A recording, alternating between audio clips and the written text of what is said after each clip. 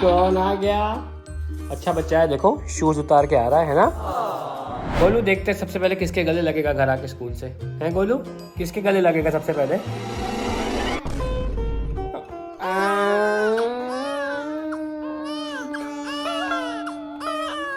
मेरे गले भी लग जाएगा यार। किसका लेगा पियो?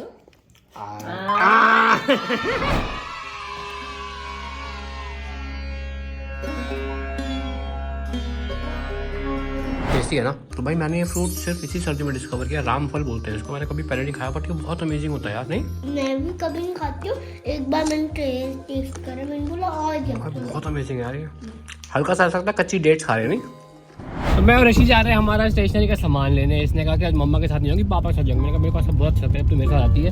तो मैंने कहा कि यार ऐसा कैसे? अच्छा तू मेरे साथ आ रही है ना, तो मैं तेरे को आइसक्रीम खिलाऊंगा। कहती नहीं खाऊंगी। मैंने कहा है इतनी शरीर? कहती पापा मुझे पता, मेरा टेस्ट ले रहे हो। वाह समझ गई पापा को। लेकिन चल आइसक्रीम, लेकिन कुछ और चॉकलेट खिला दूंगा, चॉकलेट ठीक है? क्यों? गंदी होती है मुझे पता है मेरा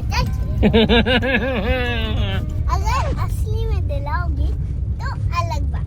अच्छा जी, मुझे मम्मी से मार नहीं खाने का। 12 इसमें दे दी। कितने हो गए? भूल गई रास्ता बस। तो भाई वेरी गुड। मैं रास्ते में बहुत बेकार हूँ, मैं भूल जाता हूँ। ऋषि को आता। मुझे दिमाग को सब कुछ याद। वाह ऋषि का दिमाग, वाह बाकी लोग का दिमाग गलत आ गए। नंदी राम गौशाला यहीं पे है। हम पहले गलत चले गए थे, सामने ही तो है। तो ये यहाँ की नंदीशाला है। यहाँ पे सारे नंदी है, देखो भाई कितने सारे नंदी है। देखो एक्चुअली कैमरे में छोटा दिखता है बट बहुत बड़ा है। ये है तगड़ा नंदी है ना। वो देखो ऊपर खड़े होकर आके हमारे पास ले हो। अब हम खाना नहीं लाए, सॉरी, हम रास्ते से आ रहे हैं, वरना हम ले आएंगे नेक्स्ट टाइम। ओ दो भैया नहीं मारेंगे, नहीं प्यार से करो। अरे देखो देखो देखो देखो देखो देखो देखो देखो सामान देखो कैसे निकाल रहे हैं। तो सही बड़े हैं जी। मुझे लगा है ये बच्चों का है, थोड़ा सा इसमें छोड़े हुए हैं, बट वो पीछे वाला मेन है ना। आप बता सकते हैं, बात करके आते हैं ऑफिस में। तो नंदीशाला मोस्टली जो होती हैं, क्योंकि मैं एक और किसी को जानता हूँ वो भी इसी काम में है, तो ये इनको काफ़ी फंड मिलता है स्टेट से, ताकि वैसे नंदी जो लोग छोड़ देते हैं तो यहाँ पे आके रख रखाव स्टेट का होता है। लेकिन फिर मैं एक रिपोर्ट पढ़ा था सरकार की, कामधेनु वाली जो रिपोर्ट आती है, उसमें लिखा था कि हालांकि स्टेट से फंड्स आते हैं, लेकिन उसमें भी 74% फंड्स वो होते हैं जो लोग पर्सनल लेवल पे डोनेट करते हैं। इनके गोबर का स्टॉक देखो भाई ऋषि, देखो गोबर का स्टॉक देखो इनकी। आय हाय मस्त है। तो मतलब खाद वाद सारी देखो। दोनों ये क्या क्या करती रहती दोनों लड़कियां? कुछ क्या बनाया है? ग्रेनोला। क्या क्या डाला इसमें? दही और लड्डू मुझे प्रसादी में आया था, और वो वाला रोटी जैसा। बस क्या करते हैं इसमें प्रभु? कैसे करते हैं? नारायण नारायण नारद मुनि की तरह करके दिखाओ।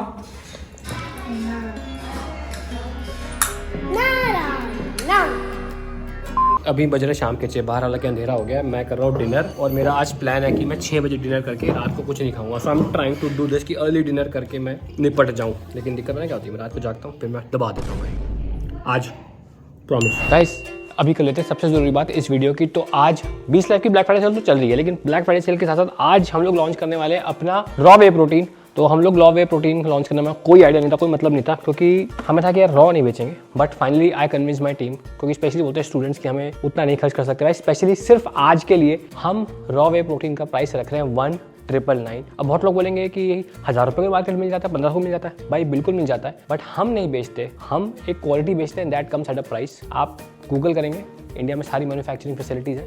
आप किसी को भी कॉल करके पूछ लीजिए कि एक अच्छी क्वालिटी का रॉ वे प्रोटीन किस दाम पे आता है, तो आपको दूध का दूध पानी का पानी हो जाएगा। और हम लोग सिर्फ आज के लिए 1999 पे बेच रहे हैं, कल से हम उसको रेगुलर प्राइस कर देंगे जो हमें बेचना है। एक्चुअली ने कन्विंस कैसे किया मैंने अपनी टीम को, सारा डिसीजन मेरा। मैं तुम लोगों को थोड़ी हेल्प करनी है, मेरी इज्जत रखनी है। थोड़ा सा अगर बिजनेस में जाऊँ डिटेल में, तो कॉस्ट होती है कैक, कस्टमर एक्विजिशन कॉस्ट, जो हम लोग एड्स रन करते हैं मेटा पे, गूगल पे, बाकी जगह एड्स रन करते हैं, उस पे किसी भी ब्रांड का कम से कम 300 से लेके ऊपर 1000 तक का भी जाता है। बट हमारी कैटेगरी में है 300 से लेके 600 तक का प्राइस जाता है। तो हम लोग अभी कैक पे सेव कर रहे हैं, हम इस पे मेटा पे या कहीं पे भी एड्स रन नहीं करेंगे। तो मैंने कहा था कि मैं जो मेरे प्लेटफॉर्म्स है, मेरा इंस्टाग्राम है, यूट्यूब है, बस वहाँ पे प्रमोशन करके इसको प्रमोट करूंगा, so that we can save on that cost, और वो कॉस्ट हम यहाँ पे लोगों को फायदा दे सके। सिर्फ आज के लिए ये प्राइस आपको मिलेगा, डिस्क्रिप्शन में सारी डिटेल्स है, जल्दी जाकर इसको खरीद दो, क्योंकि कल से इसका प्राइस हम दोबारा ऊपर करने वाले हैं। और सब कर लेते हैं आज का स्टोरी टाइम। तो जब भगवान विष्णु ने ब्रह्मांड की रचना की, तो सबसे पहले ब्रह्मा जी की उत्पत्ति की। ब्रह्मा जी का काम था कि वो सब कुछ पैदा करेंगे। तो भगवान विष्णु ने ब्रह्मा जी के थ्रू सारी सृष्टि ब्रह्मांड की रचना करवाई थी। तो बड़ी इंटरेस्टिंग स्टोरी है कि वो कैसे हुई थी।